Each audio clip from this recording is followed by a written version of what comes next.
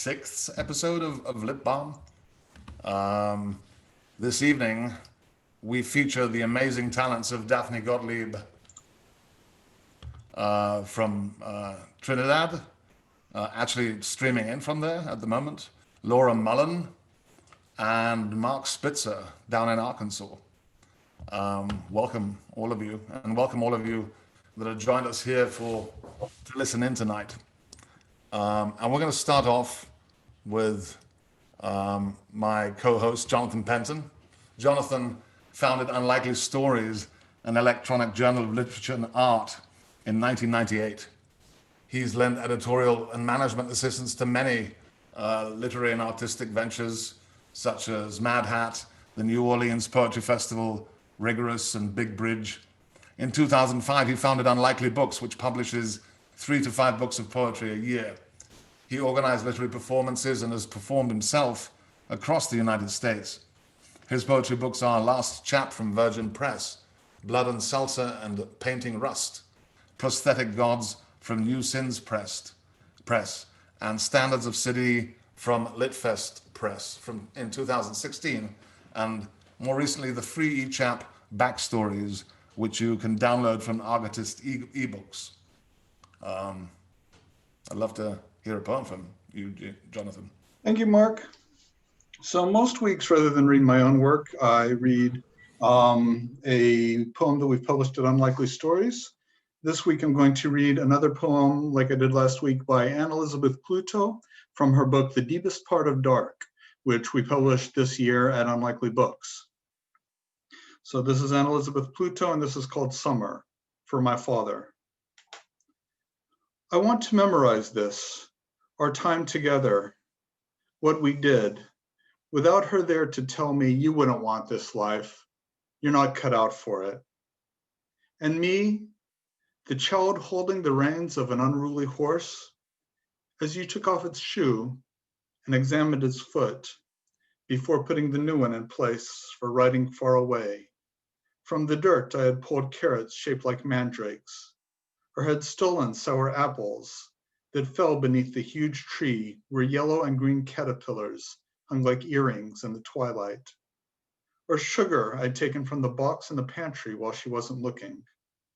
It was a fortune of smuggled goods with which to win them over, to keep them still and nudging me for more while you attended to their hooves. She still tells me what to do, miraculously knows if I've lost something she has given me, as I should only like what she had, and I don't care. I take these things and wait for prescience to cover me like a blanket. She misses you and wants to die. You are in every dream she has. They fill her up to being young, and upon waking, she reaches backwards to you, left only with the bed half empty.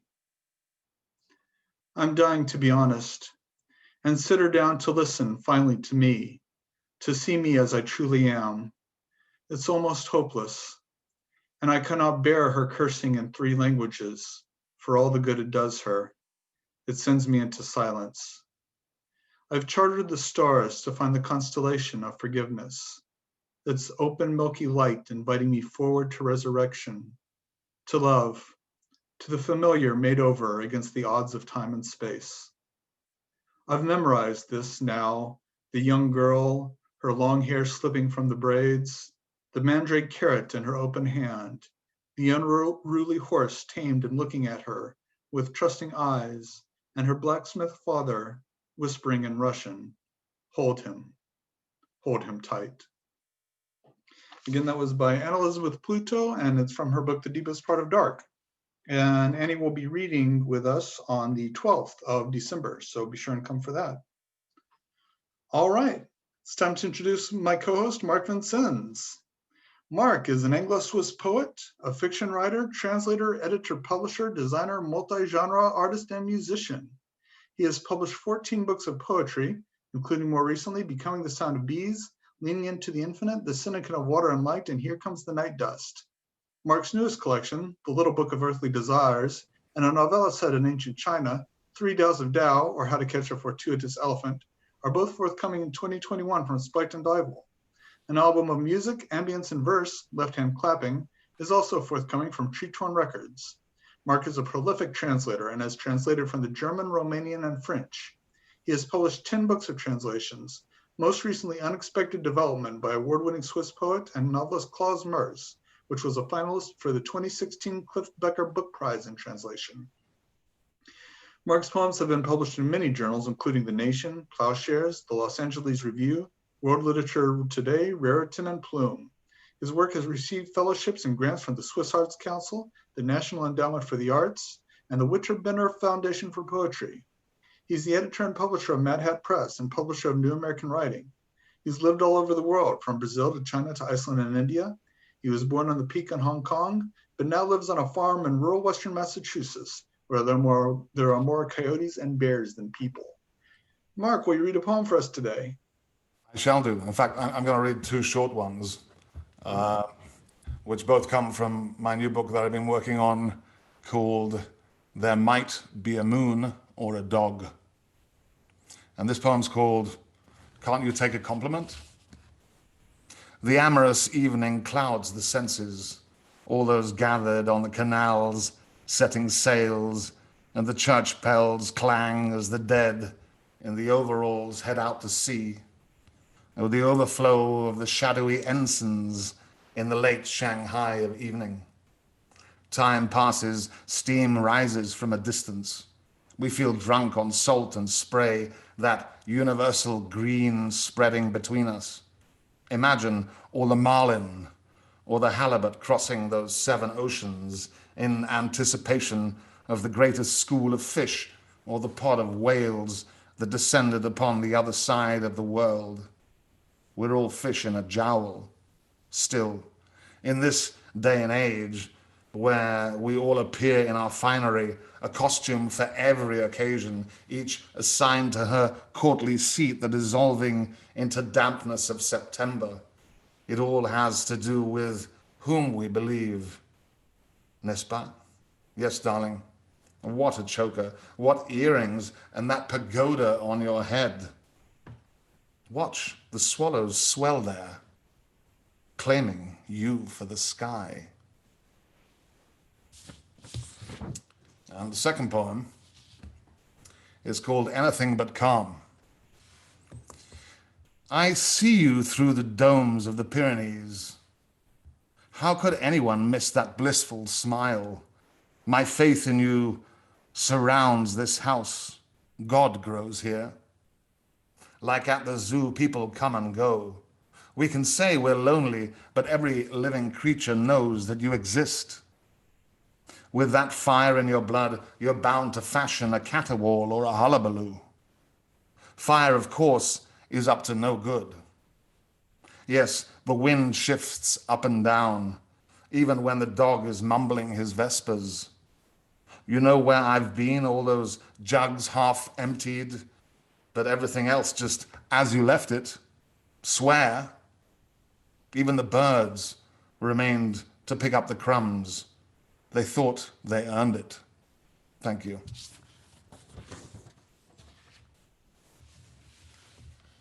And now we move on to our feature.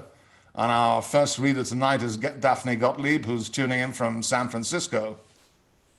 Daphne stitches together the ivory tower and the gutter using her tongue. She is the author of 11 books, including the forthcoming 1001 from Mad Hat Press and the short story collection Pretty Much Dead. Other works include Dear Dawn, Letters from Death Row, by the first female serial killer, Eileen Wuornos. Jane Anders calls Daphne Gottlieb a feral genius. He says, she breaks into your lockbox of insecurities and traumas and crafts them into a self-portrait of America. I would say America with a K, personally. Beautiful, deadly, but never less than honest. You're in the best pair of wrong hands. Daphne lives in San Francisco, where she tries to help the casualties of the city's class war. Can we make sure that Daphne is unmuted? Sorry about that. Okay. Can you hear me okay? Yes. Okay.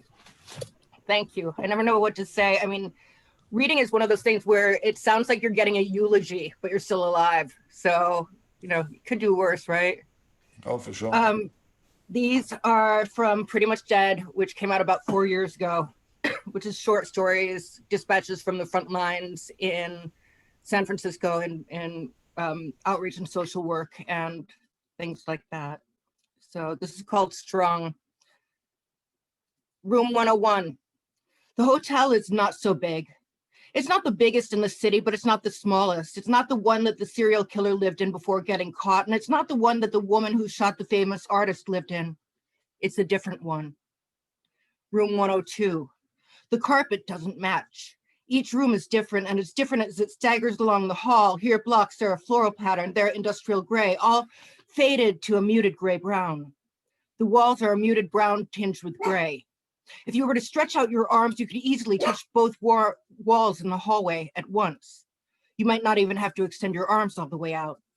The hallways close in on themselves. The hallways end in windows that don't open or windows that are broken or just a wall. The hallways dead end after spiraling back and around and in on themselves, and there's no way out. Room 103. The Minotaur, imagined by the Greeks, had the body of a human and the head of a bull.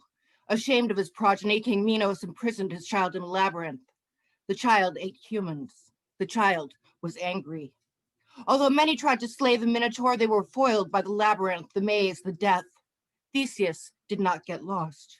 Theseus killed the Minotaur by bringing a ball of bright red yarn with him. As he descended into the labyrinth, he left a trail of red yarn behind him. The ball of yarn was called a clue. A clue. Room 104. Hospitals have long hallways. If you stretch your arms out, you can't touch each side. The walls are light green or yellow and smell like bleach and overcooked green beans. Room 105. I don't know if the hospital is the maze or the hospital is the maze or something else entirely. What it is, I know there's no way out. There's a girl on a locked ward, and there's me writing this, and there's more, a letter for a Minotaur. A phone call comes from the cops that comes on a Saturday afternoon. There's a girl in an SRO hotel who needs help. 106. Can a place itself be bad? Is the ground under Auschwitz, the land itself, the brown earth that smells just like dirt, is the land itself evil? Is the land under Ted Bundy's house cursed? Was there blood spilled under the labyrinth that made it hungry for more? Is there a reason people get swallowed or snuffed out or trapped in a labyrinth? Room 107, the girl needs help. She's a buttercup picked and left on the pavement for 2 days. She's been staying in a hotel room that belonged to her boyfriend, a drug dealer. The drug dealer had gone to prison. The girl was in the room doing all the drugs. The girl stopped speaking except her arm. Her arm, you shoot straight into the blue string, not the red. The blue gets you lost. She was lost inside the room. The cops came. They called us. They said, take her. We did. It's what we do. Room 108, this is what I do. I take lost people and I give them beds in places with big rooms with many beds. The shelter is a step down from the SRO. The only thing the girl says is her name, Bess. She has straight brown hair to her chin that hangs meekly in her face. She's the gray brown of the walls. Her pinprick eyes glare right through the curtain of hairs. Her mouth is an asterisk. She nods that she will come with us because she has no choice. Then she says, wait. My shoes. We wait. This is the last thing she'll say for a while. Room 109, there's no door you can lock behind you. The girl stands between 2 big rooms with many beds in them and braces herself in the door frame with her arms outstretched. She walks to her bed. She takes off her shoes, then towards the elevator, and goes back and gets her shoes and puts one on and heads towards the elevator and on, and so until morning, and then she's gone, except for one shoe. 110, what they never told you. The Minotaur was just as lost as the men who came to slay it. What they never told you. The Minotaur was a girl. Room 111, I'm relieved. She's gone in the morning when I go to check on her. I call my supervisor. It's what I do. She's gone, I say. He says, have you checked the hotel? The labyrinth yawns.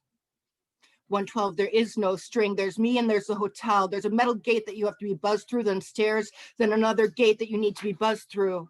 Then more stairs. This time there are no police and it seems darker inside. Police emit light. It's darker inside now. It smells like old Indian food and something burning and mildew. There might be something burning. The girl's there, the desk clerk says. She's been walking around and trying to get into her boyfriend's room, but he's in jail. I have a work partner in all of this. He's a man.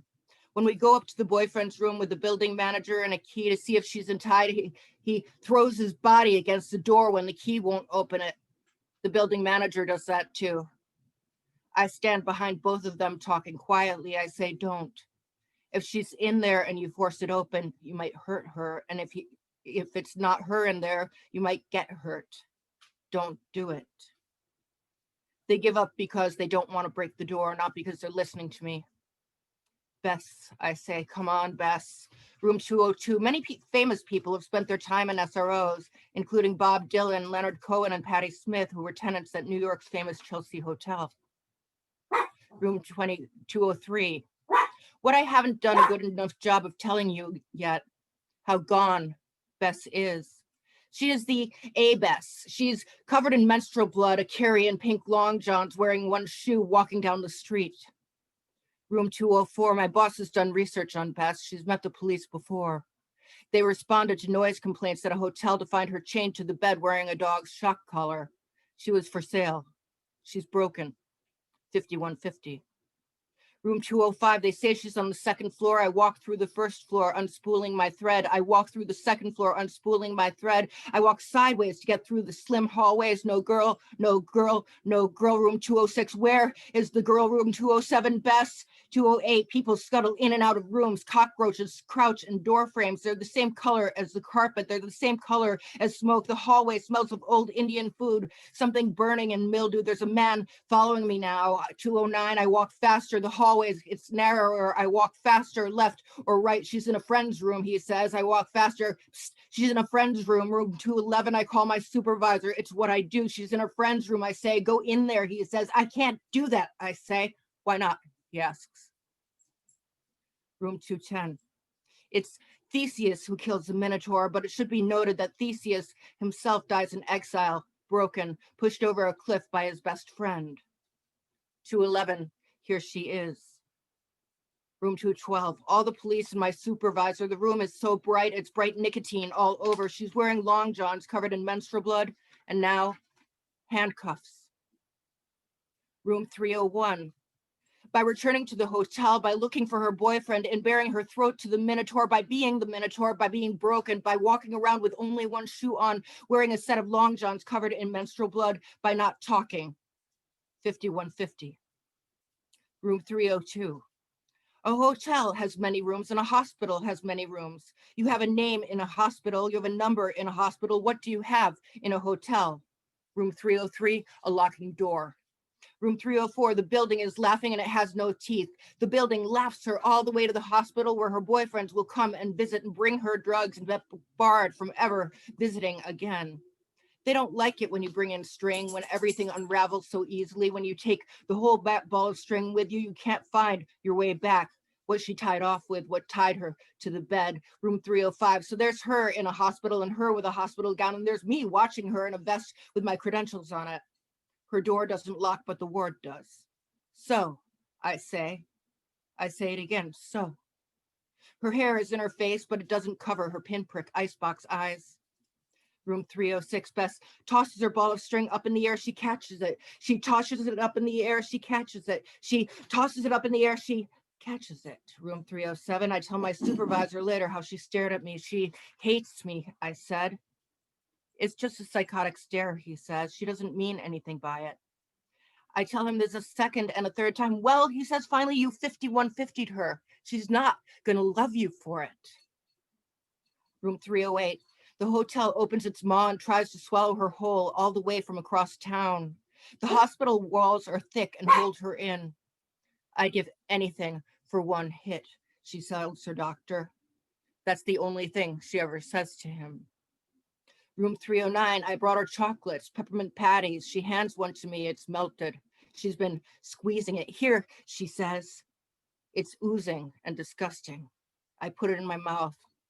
Thank you, I say. Room 310, her eyes are eyes. So, she says, she remembers me. Her eyes roll back in her head. She glares at her lap. Her head rolls up now and stares back at me. She purses her lips and looks for all the world like a kiss. Room 311, she was inappropriately sexual on the ward, the social worker tells me, and she had to be isolated. She was isolated. Room 12, she's fine, she says. She doesn't know when she's getting out yet. She doesn't know yet that she'll be in there for months and months, her psychosis not abating.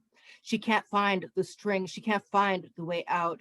She stretched the string between hotel windows and used it for a tightrope. It snapped beneath her weight. String and girls break so easily. Room 401, her eyes don't waver, staring at me. So, she says, savoring. She savors the words, have you been back to the hotel? Her eyes transport me there, make me shudder. You should go back there, she says. The hair on my arm stands up listening, or it's so cold, it might be evil. Can a place be evil? Can a person be abducted by evil?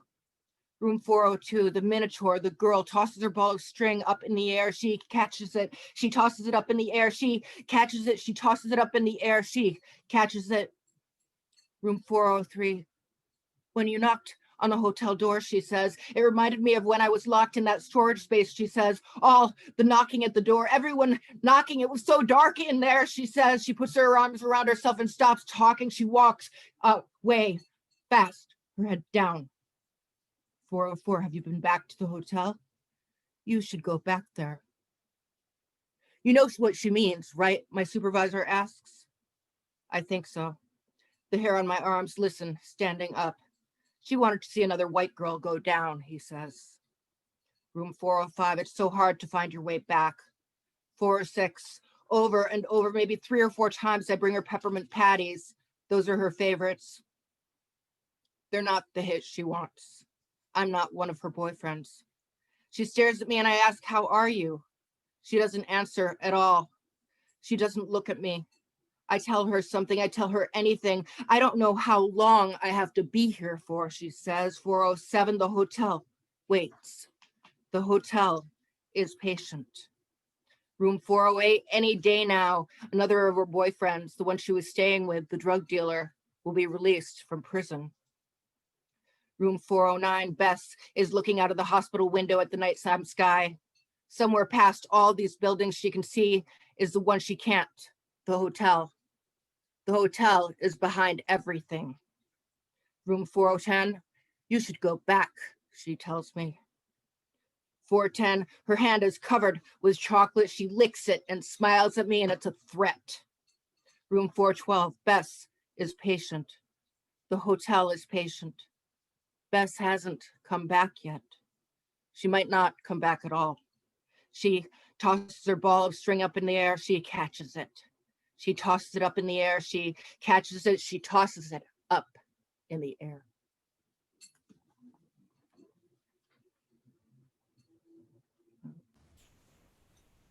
I have one that's much shorter and probably a little bit nicer.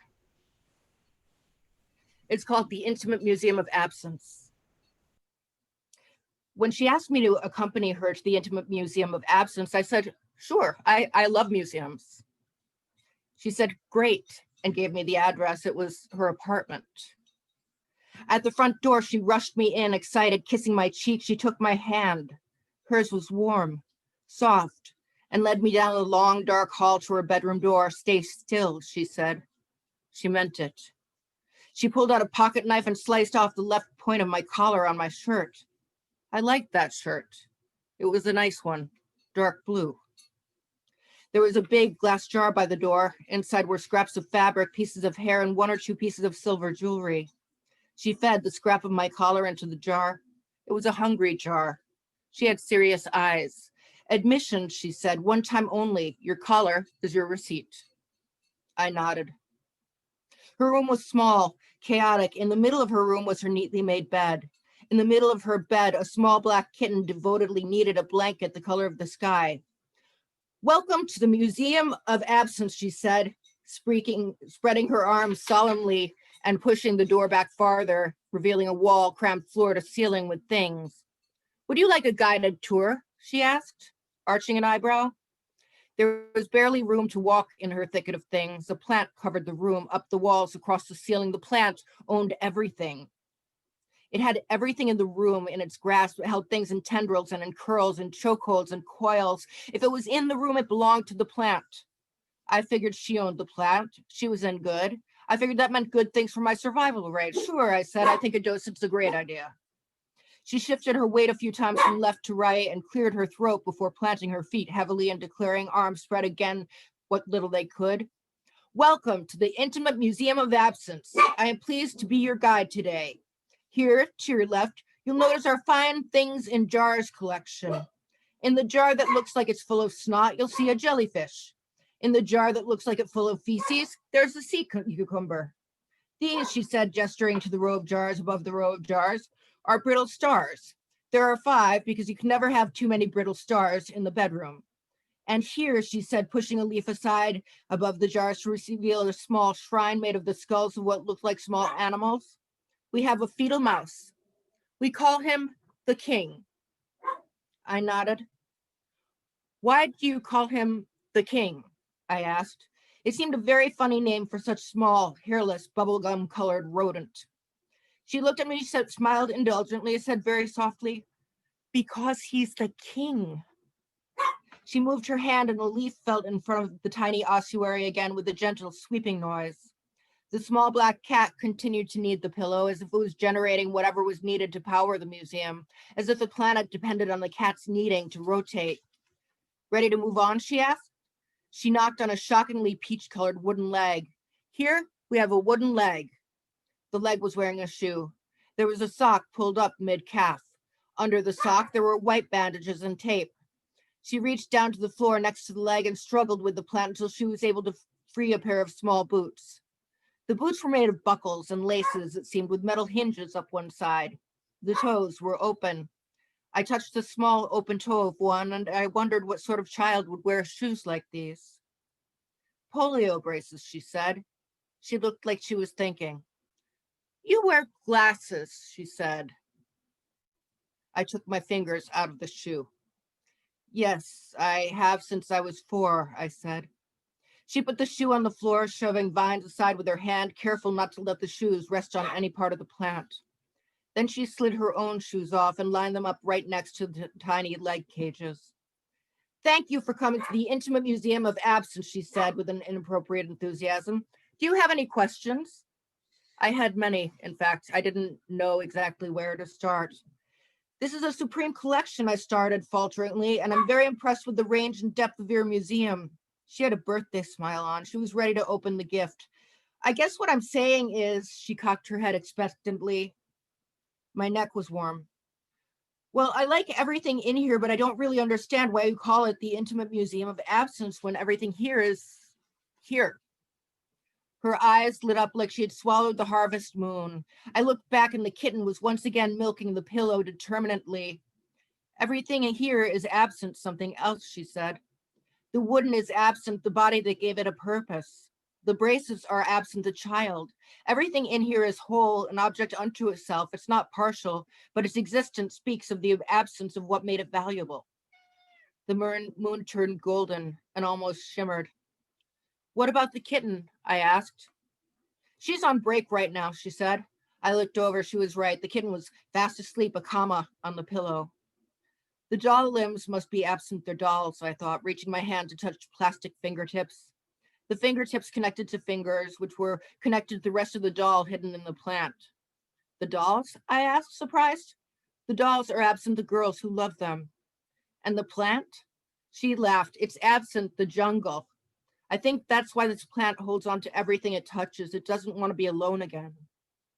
She reached up and fingered my cup place, the spot on my collar that the knife had kissed. Our mouths met like the sides of a wound, newly meeting again. Something torn apart was being repaired, or something. The twilight closed up around our touch. Sometime before the gray-blue became blue-black, the kitten woke up and started purring. I took off my glasses. In the faded light, we counted each other's scars. Thanks. Thank you so much, Daphne. That was wonderful. Especially the ending there. got a bit gory in the middle, but I enjoyed it. Next we have Dawad Philip, who is tuning in from Trinidad, right?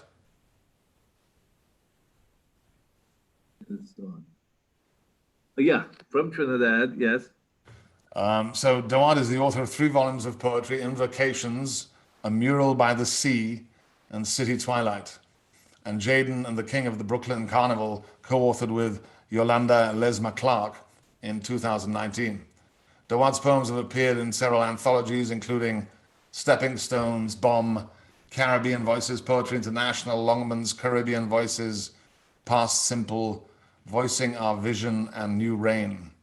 A New York State Fellowship in the Arts poetry recipient, he's performed his works in the Caribbean and the US, Canada, Riga, Latvia, Moscow, and St. Petersburg. Philip, who holds a Masters of Arts degree from the University of Trinidad and Tobago, keeps an active hand in the Trinidad Carnival and further afield as a costume designer and mask maker. After living and working in Brooklyn for nearly 4 decades as a poet, journalist, editor, and artist, Philip has resettled in his hometown of San Fernando, Trinidad. A Mural by the Sea, a film by the late playwright filmmaker Tony Hall, is based on selected poems from the book of the same title. A new collection, The Painted Bells, is planned for spring 2022. Welcome so much, Dawad. Thank you so much. And hi again to everyone. And that was a wonderful reading. To open the batting, as we say in cricket, you know. I'll start with a Brooklyn poem, The Blue Coronet, for Mervyn Taylor and for Keith Louis. Sonny sat on a stool at the edge of the stage, hunched, 1 foot off the chessboard tiled floor at the Blue Coronet in Bed-Stuy, nodded side to side, pockets hung low, horn astride, tam with a star, giant of a man. When the bassist nudged him, Sonny Stitt rose to his feet, lifted his arm, and testified, "They can't take that away from me." Many moons ago, on a freezing night with eyes and ears for a lead on a slow news day, and flash bulbs popping on a race from copy to the hot press to newsstands, ink wet on the bundles, that was the night Miles Davis was shot after leaving the Blue Coronet. The hitmen leaving behind their call cards. We got here just in time. At Club 5555, the Baby Grand, Big Maybell, the Brooklyn Apollo, Otis Carla, and the Barkeys at the Lefferts. 5 stair steps at the Albee Ooh Child. And things did get easier, got brighter as we walked in the rays of a beautiful sun. And the light of the mighty Sparrow and the Troubadours, the light of Byron Lee and the Dragonaires, the Hotel St. George, the East, over on Claver, Pharaoh and Sun Ra, lifting off for brighter galaxies, Leon Thomas yodeling through a cosmos of oil and incense. The map of light we followed led cross town to tributaries, urban canyons, the A train rumbling under, dust kicking up from the grid of air vents, women knowing when to hold their skirts. The shuttle screeching overhead, last stop, Franklin Avenue. 1 flight up a storefront near Arlington and Fulton. Edward English sat clutching a canvas bag of poems written on the long walk from Alabama to the Sahara as the artist Nat Pickney, his back against the light of 4 long windows, painted a blue portrait of the vagabond poet. When the lunch hour whistle blew at Sonar Radio Corporation on Wortman Avenue, Harry Schwartz would pop a can of tuna, dig in with a box of saltines, his magnifying glass poring over odds and handicaps, weights and jockeys at Aqueduct and Saratoga, the sports pages of the news. Friday night beer fest at the Schaefer Brewery in Williamsburg by the pitcher for $1. A diet of aluminum from too many TV dinners and asbestos in the pores of factories and shipyards years since an address in Brooklyn turned out to be a barber shop, long gone, like the Blue Coronet, like Sonny's bebop. No, they can't take that away from me. Zangi Alga, Zangi Alga in Trinidad, you know, every so often the plane brings in the deportees, you know, the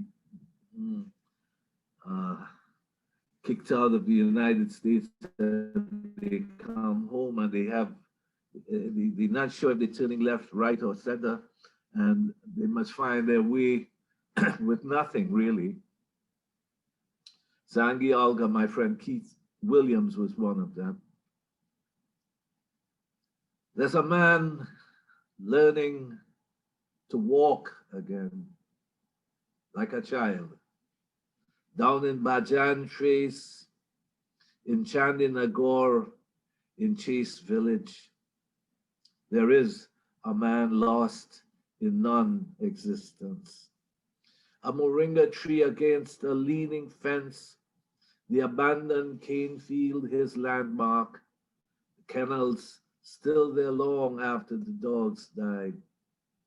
There's a man seeking to fashion a new identity from dust, needing to validate the memory of things. His mother, the cheerful clerk at a store that sold Whirlpool and GE appliances, Grundig and Blapunk radios on St. James Street. Downstairs, the Moulin Rouge nightclub where the sailors staggered up the stairs looking for sunshine. There is a man thumbing through a dog-eared folder, teetering off his desk. The justice of the peace pecking on an old typewriter, clanging the arm of the carriage to the next line of this affidavit, asking as mere formality, already sure of the answers. I would read a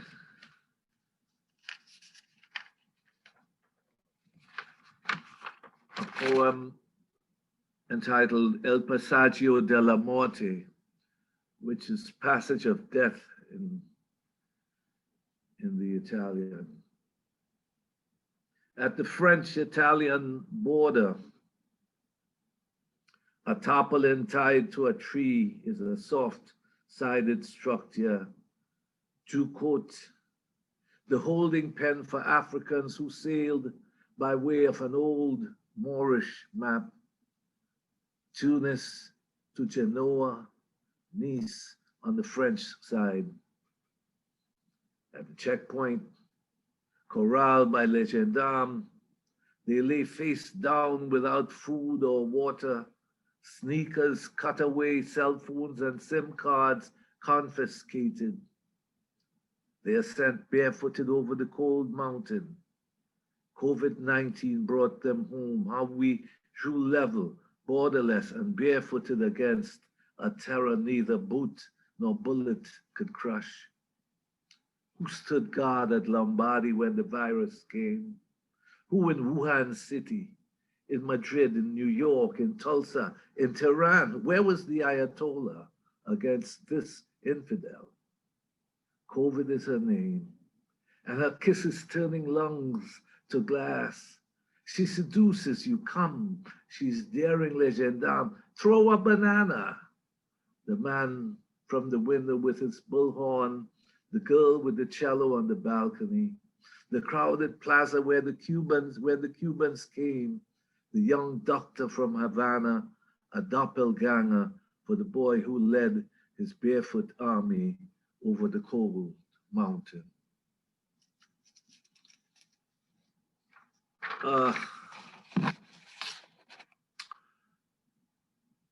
A funeral before COVID-19. So it's two pandemic poems, and obviously. Elegy for Lois.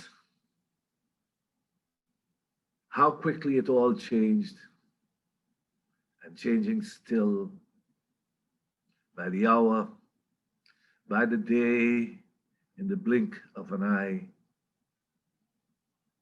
We hit the ground running, no time to grieve over love, holiday pastels, no pause over tear, over the sadness of your passing. You'd hardly recognize this world you left behind, this war against a cunning enemy, against the clock, a rising curve, free-falling market. I think of you, bittersweet, your bittersweet homegoing as the last we'd see, dignified in old customs, filling adjoining chapels. The new dead zipped in body bags, the blue lights flashing, ahead as loaded 16-wheelers speed away. We mourn on Instagram, sing hymns and Sankeys in measured distance. Obituaries more and more familiar. Every hour someone you know, and quarantine a viral leash to wear and isolate. Old men like me understand it has to do with beds, masks, respirators, expediencies, politics, and profit. We watch overworked medics lead the charge and workers look death in the eye and resist. Excuse me. We get it that the earth paused and dolphins return and an army of toads come hopping in the moonlight outside my door. It all happened quickly. Your passing, this crazed beast that for a moment feels like any ordinary Sunday. My neighbor revving his engine as he listened for the timing in the carburetor. There's no place to go, I tell him. You wake one morning and a hospital has mushroomed in the middle of the meadow. A new city of tents and incubators, waiting trailers parked in the shade of maples. There's no procession for the new dead, no three-cornered cheese paste sandwiches and rosaries, no wondering what dress to wear, to say, to sing, time to wonder, grieve. You may not recognize these random concerns in the margins of a journal someone will keep. The noise of a large bird with strong talons clawing on the roof. I come out in time to see the length of its tail, a large hawk as it flapped its powerful wings and soared away. And one final piece from, by the way, these poems are from my recent book, City Twilight, and I will read one piece from my last book, A Mural by the Sea. Tonight, on a theme from Pete Hamill, the youth who will die tonight woke like anyone else this morning, drank tea, ate doubles of sandwiches, laughed to hide the truth, watched the rain and clouds cloak the sky with the long darkness of the season. The youth who will die tonight took a cold shower with sweet soap, sent a text to the universe, and a girl signed a contract with the cosmos, meditated on a mango, a bachaka bird. The morning you hear in his voice is a sun he cannot see, a highway craving blood, awaiting darkness. The youth who will die surely is strong and sure and lost. The girl to whom he tells his dream will see what the ordinary eye will miss. Hear in the madness a song in the echo of futility. The gun will be rented, the silencer his night's pay. Everywhere tonight, women, their hair a mess, will be consoled, fainting at the news, at the sight Thank you very much. Thank you. Thank you so much, Dawad. And we shall be ready for the sight, I think. Laura Mullen, who is our next reader, is the author of 8 books and the McAleven Professor of English at LSU.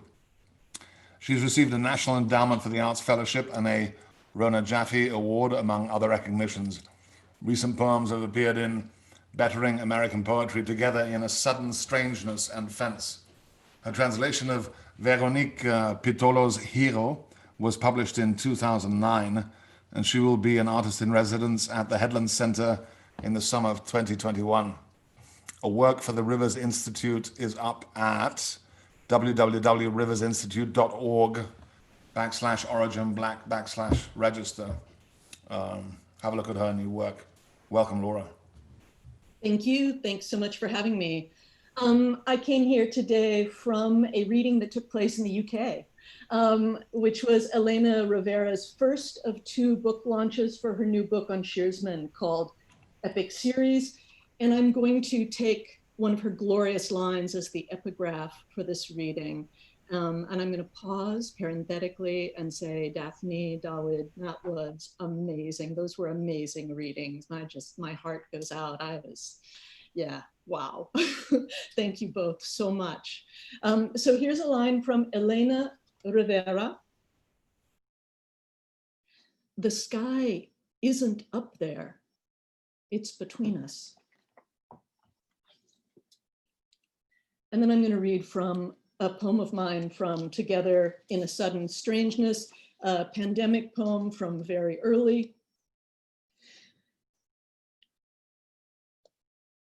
Because we want to imagine ourselves as innocent, we see them as savage, careless others. Where it all starts, we say wet markets. Oh, we say wildlife farming, and they are eating the wrong things. A virus laughs, leaping from species to species, cosmopolitan, thrilled to be traveling and changing, to live like this and then like that, replicating. But we want it to be all their fault, not ours. We want to pretend we've done nothing.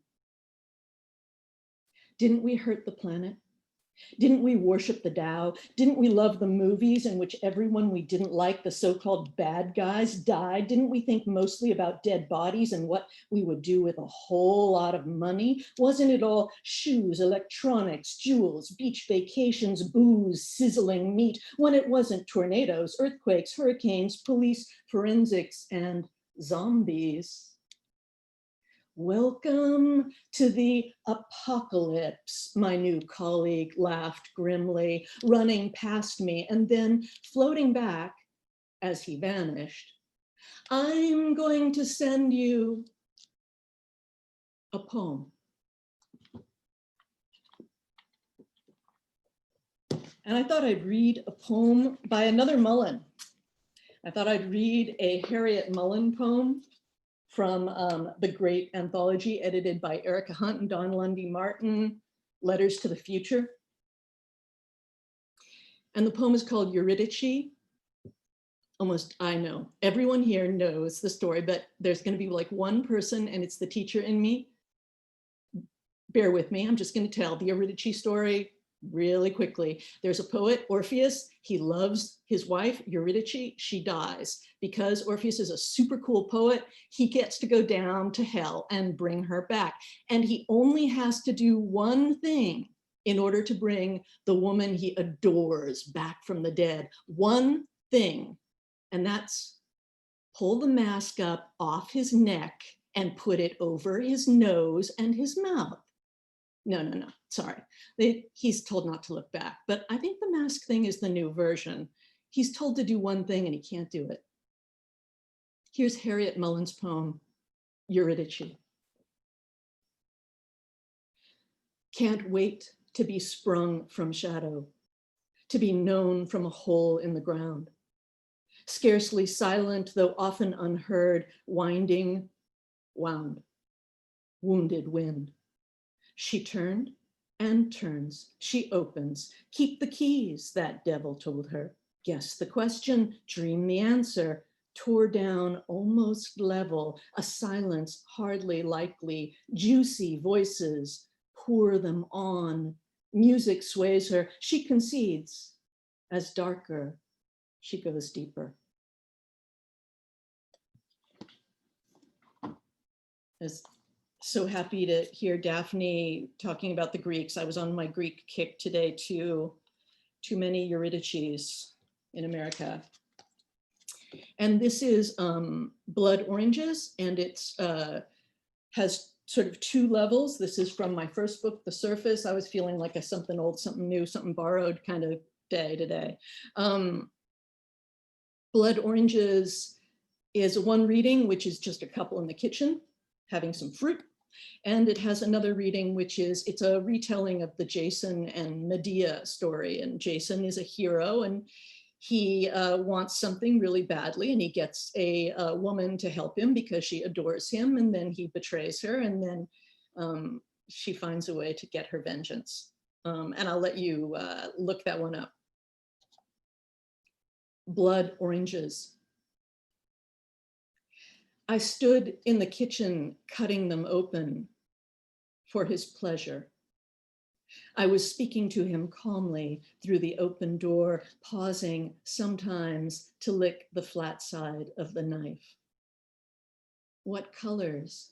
I said to him, knowing that he would remember the desert and how our haste to be out of danger measured itself against the slow staining of the sky. What fire opals, he murmured. He had promised me everything. What rubies, I answered, looking out where the barren landscape I had by heart flickered by. No one fooled me. I crushed love to my mouth, and the juice was briefly sweet. We left the pieces where they fell, and no one was following us. How can you be sure? He asked when I split the first one. And then I showed him how the darkness seeps up through the skin. I have dreamed of the woman he loves now. She was beautiful, fleeing her father's house in terror, the white dress lifting around her the numberless tongues of bright orange and deep red.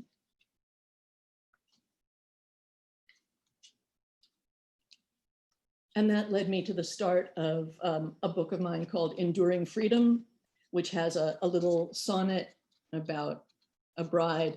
It actually came from a friend's dream. With the kiss of white on white pages, the book shuts, a bride-to-be dreams her dress, a deep pile of ashes, the wind lifts, unfurling the long pale flag of shreds to lace, and then this red incoherence, the few stuttered vanishing words of the service, dust to dust, the shadow of meanings cast over these open snowfields after the weeping, faithless reader through whose burning eyes what lies ahead passes.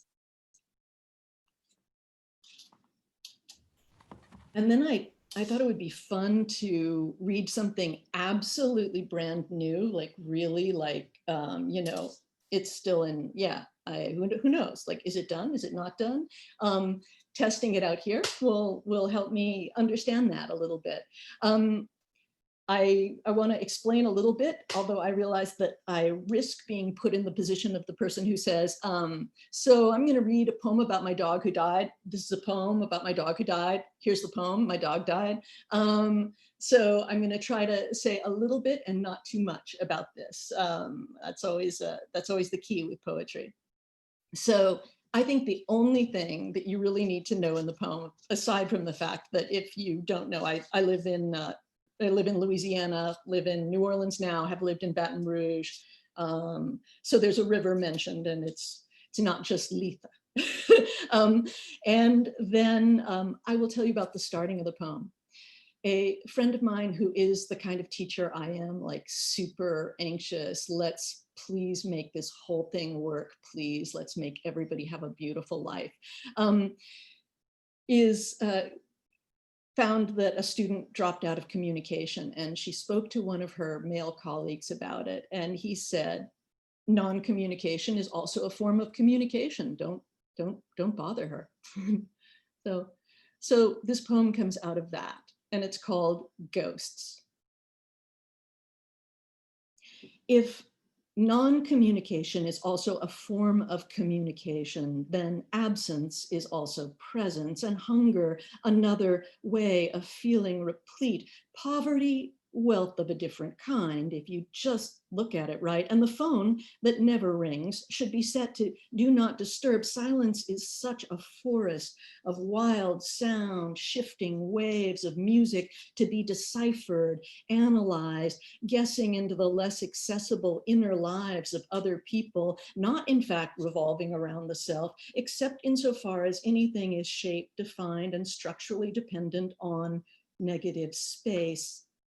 I waved my transparent arms in the air to ask someone for whom I no longer existed. Who were you? What was that us? A sort of love loosening, and then I floated near but not in an impression of grief, leaving no trace. Unwritten writing is also writing, and the book you never open, a poet long ago sternly warned his students, is the one you are most likely to imitate. Still, stillness, absolute stillness is not movement, and though it might be a dance, it is also, if unbroken, at the far end of dancing, an emptiness. Yes, that river water shadow dense with dissolved fertilizers is potable. Here, let me pour you a glass. And I'll wind up by reading a poem from Hero in the English translation. Oh, it's so fantastic. Such a fan of Veronique Pitelot's work. This exquisite book, which is sort of narrative, sort of critique of film noir, sort of poetry, all over the genre breaking map. And I'm gonna like just leap in like quite a ways in on 33 and read a couple of these pieces. At the movies, characters come and go, accumulating promises. Their truth is a red warning sign, a light which lasts after the word end in the melancholy streets. The distance amplifies the seduction. We see again the face of the actress before her disappearance. Faces are problematic ideas. Muriel gives herself the features of another, disguises her nature with coarse elegance. Under her makeup, we see the boredom with everything, the isolation, the silence. Carnal, the heroine accumulates false graces and useless proposals, loses herself in a forced smile. In a novel, she hesitates between a language of reason and the words dictated by the heart. The face of Muriel could have been as mysterious as her body. Russian model. A day at home? What tedium. Remove your gloves. Give orders to a minor official. You're not going to the committee meeting? It's all the same to me. I promised Anna Karenina I'd swing by to pick her up. Action. Two enemies in conflict separated by a street. A leaf falls. The shot reverberates, although the scene has no witness. What's at stake in the drama? A woman, a sum of money, a secret. The heroine will love the winner, especially if he dies before her. But one does not make an actor die for $1 million.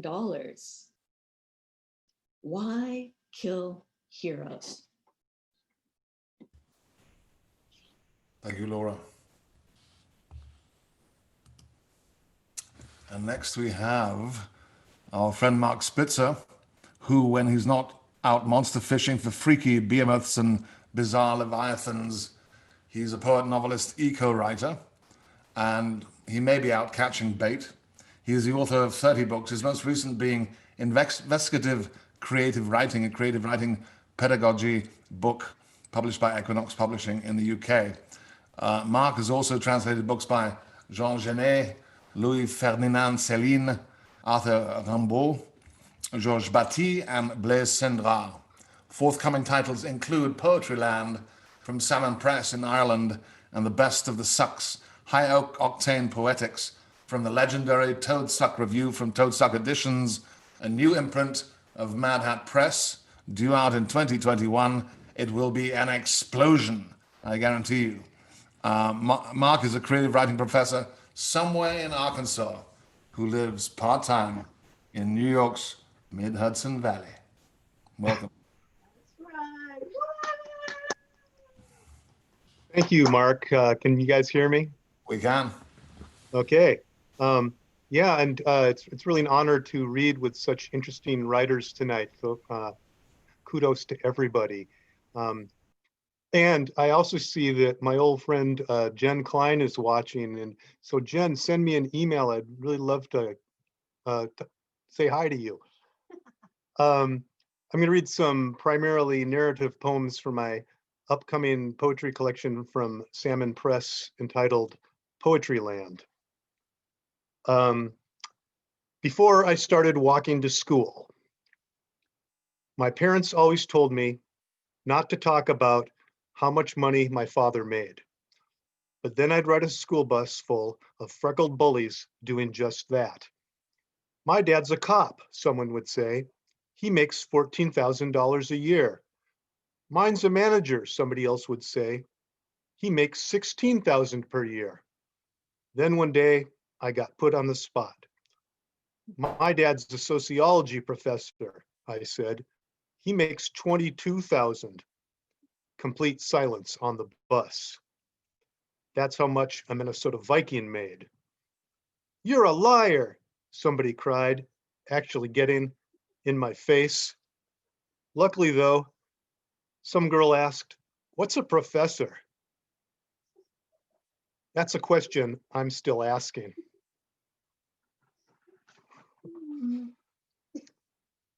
My own personal hazing into the gut-wrenching fraternity of nothing.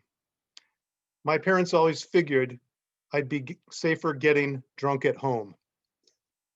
That's why my father let me booze it up on New Year's Eve, 1979. I was 14 years old and there was a lot of red wine. He and his concubine were partying down in a broken home. During the course of the evening, I drank quite a few and clowned around, probably wore a lampshade or two. Then it hit me. It started swirling, the whole vertiginous universe. Went down to the basement, laid down on the fold-out bed. Then suddenly, in that space between the backrest and mattress, I blew chunks onto the floor. I remember green olives in the mix. Tried to clean it, gave up. Sam came down to check on me. She was my mom's friend, only came to the party to be bipartisan. The divorce was still burning like my bile. I probably puked 3 more times. In the morning, no one was up, and having never been hungover before, I didn't know what to do. So I went to the 7-Eleven, bought a quart of milk, then crossed the street to Powderhorn Park, sat on a tire swing, and chugged the milk. It was 0 degrees, no snow, and as gray as Minnesota ever gets.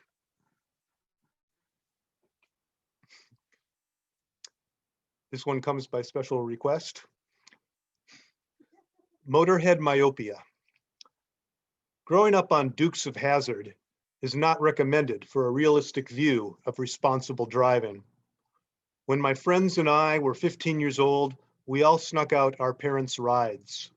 My mom had this powder blue Plymouth Valiant. It was the most ordinary vehicle on the planet. A slant 6, 225, 4 doors, and no balls at all.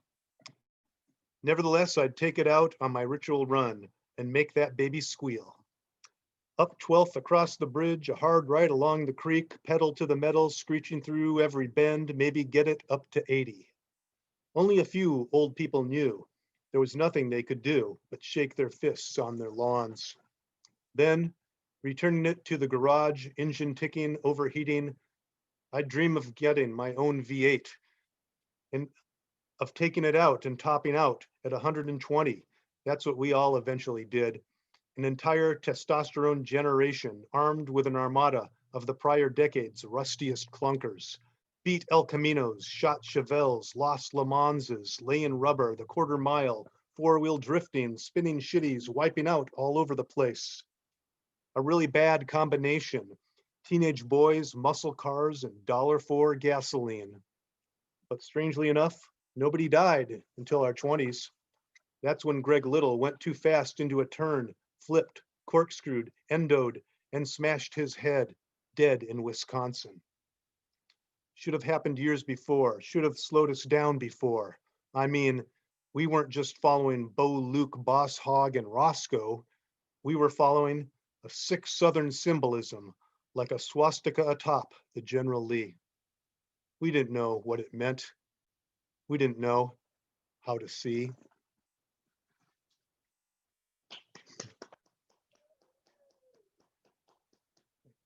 Fish tickling New Mexico. Back when my dad could smoke a corncob pipe, Lars and I went casting with him at the Trout Stream Dam. When this guy came over with his girlfriend, they looked Hispanic. Hi, he grinned. Catching anything? Not much, I said, as he stripped down to his tidy whities. I'll show you how it's done, he said.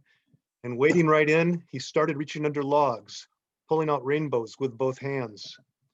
And he did show us how it's done, how you wiggle your fingers to make a fish think you're a fish, just rubbing up, and then you grab it. Meanwhile, he was throwing trout up to his girlfriend, who was stringing them on a stick. My dad watched and puffed his pipe as Lars and I followed instructions. After a bit, Lars got a fatty, and then something suddenly stung me. I pulled up my hand. A big mama crayfish was pinching my finger. Everyone laughed, and the guy eventually gave us some trout, then took off with a genuine grin, which is rare with fishermen. I mean, he had something magical, and he was giving it away for free. I'm still scratching my head on that.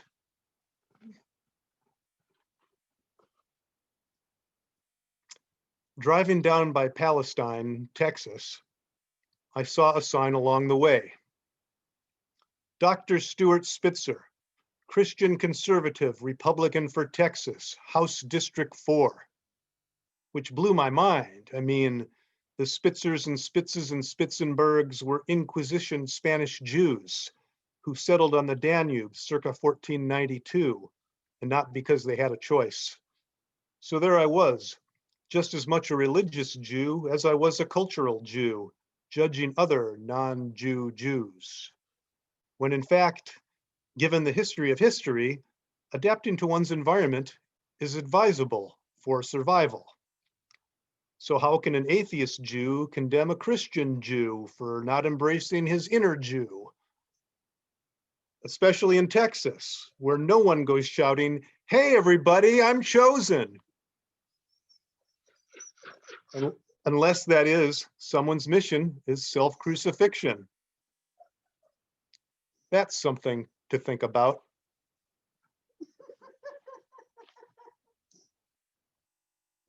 Live from the nation's capital.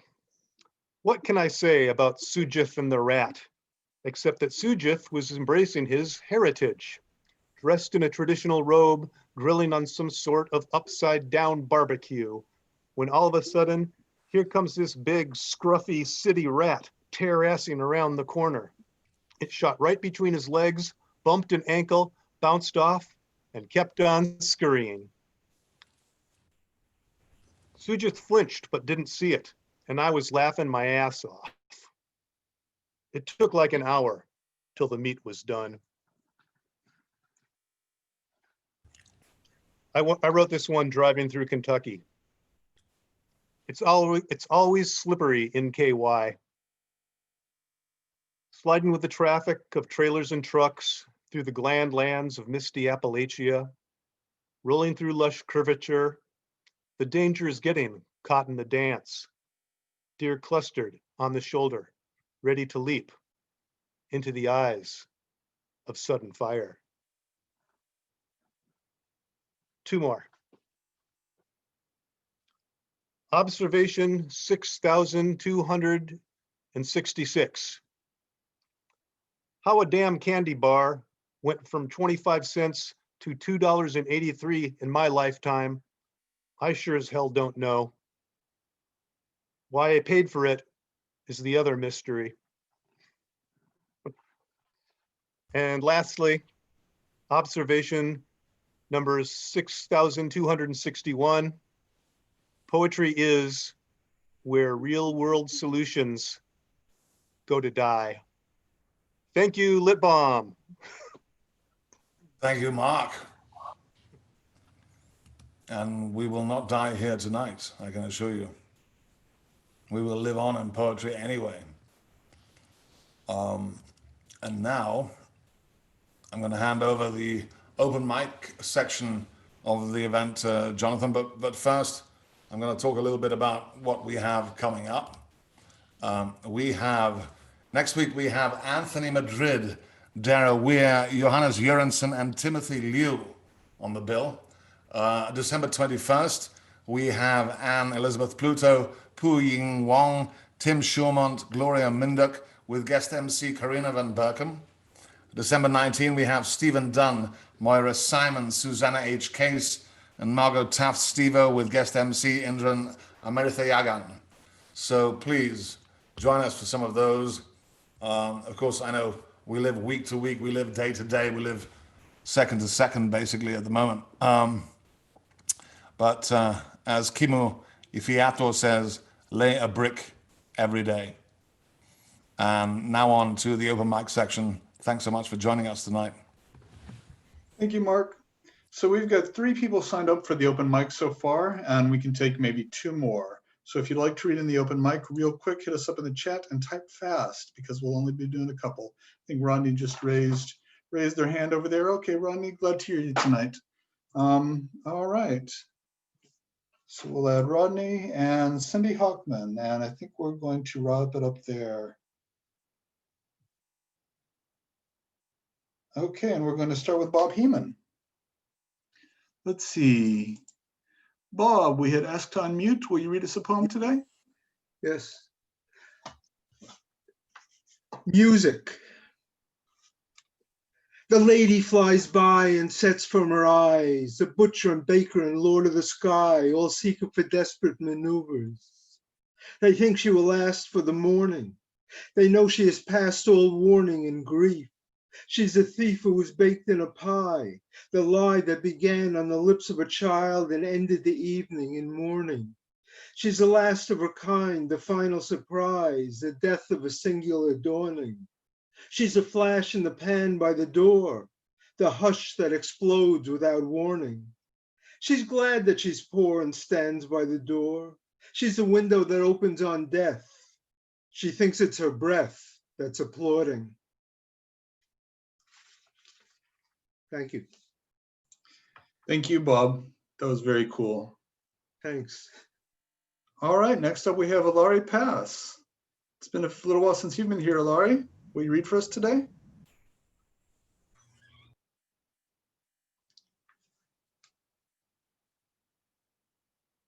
Oh, looks like you're muted again. Let me, sorry about that.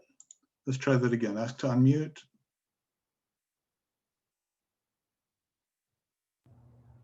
How about now? There we go. Hi again. Nice to see everybody. I have a poem. It's kind of like figuring it out, but here goes. It's called My Mother Sporting Her Afro at Burger King for My Birthday. 1976. This is my father's favorite photograph. My mother sitting like a queen, blushing. She was embarrassed, he says, but he loved her halo of splendor and coaxed her to show it off. The photograph is fading, bearing the orange and moss hues of an out-of-date Polaroid, but I can still see this bright sky blue floral pattern all over her blouse. My mother's brown eyes stare meekly up at the camera, freckles sprinkled just under her eyes, dimples formed in the upper part of her cheeks, lending character to her smooth features. She was, after all, pregnant with her fourth, and never as comfortable showing off her shapely figure as my father was comfortable talking about Playboy. Her dark ginger hair hedges just over her shoulders, framing a soft chiseled jawline and slender fared neck. She puts her right hand out to hold my left hand, ready to assemble the crown. It lays flat. Sitting in her lap, knees hidden from the table, my father is lifting the camera, telling us to look up. Very cool. Thank you. Thank you. All right, next up is John Wessick.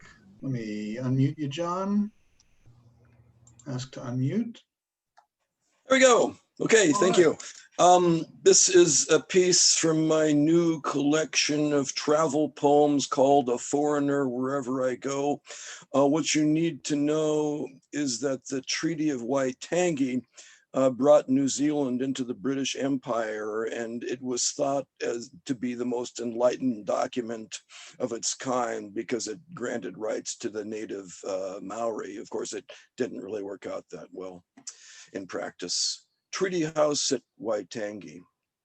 Across a perfect lawn, a skeleton of stained wood supports a white A-frame. A carving of Coupe, the discoverer, grins with paddle in hand from the gable over the doorway. He gazes at a white flagpole standing like a ship's mast on the promontory, overlooking islands that float like greenstone canoes on the sapphire bay.